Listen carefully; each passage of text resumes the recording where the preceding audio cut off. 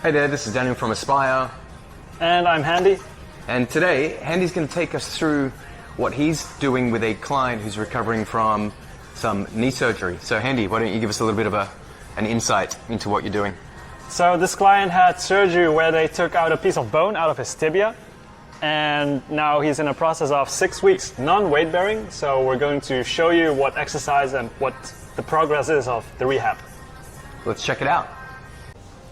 So Rob, the first 5 weeks we've been focusing on a few exercises that are non-weight bearing, like the first one.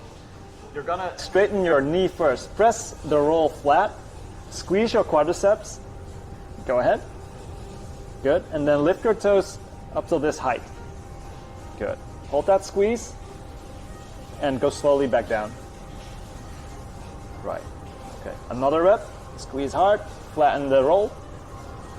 Okay, good. You see he's working his muscles very hard, and especially in this phase where there's no weight bearing, he's not allowed to walk. Go ahead and go down. You want to stimulate the muscle as much as possible in this way. All right, so what we're actually looking to do is to reactivate and strengthen and stabilize all muscles around the knee joint. And we can see that Rob's working super hard, right? We're getting these shakes, so we know that he's working with intensity and he's getting good muscle contraction throughout those quadriceps without that load.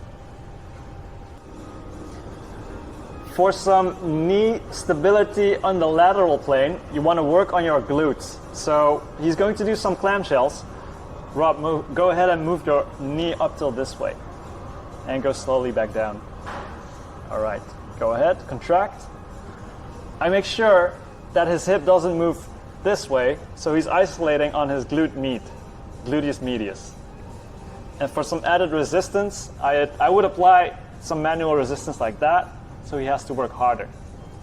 So you see that that's quite a common mistake which prevents clients from getting better results, is that they're just, like phase one is working through a range of movement so the client gets more awareness and able to get that muscle contraction through the hips, but then you can start to apply this isometric resistance as Handy did. All right, Rob, up you go. And you can actually start to give resistance through the full range, or we can actually pause, so push, and you can give static resistance that prevents the client getting any range of movement, but we're also getting maximal muscle contraction and force production in the same movement. And then we can work through a different range. So Rob, come up. So now I've taken him up to a higher range of movement, resist.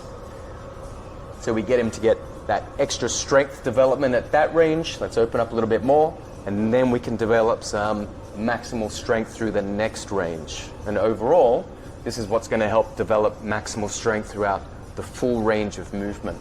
Rob, you're going to make a squat. And I'm going to instruct him to put 80% of his weight on his good leg and 20% on his operated leg.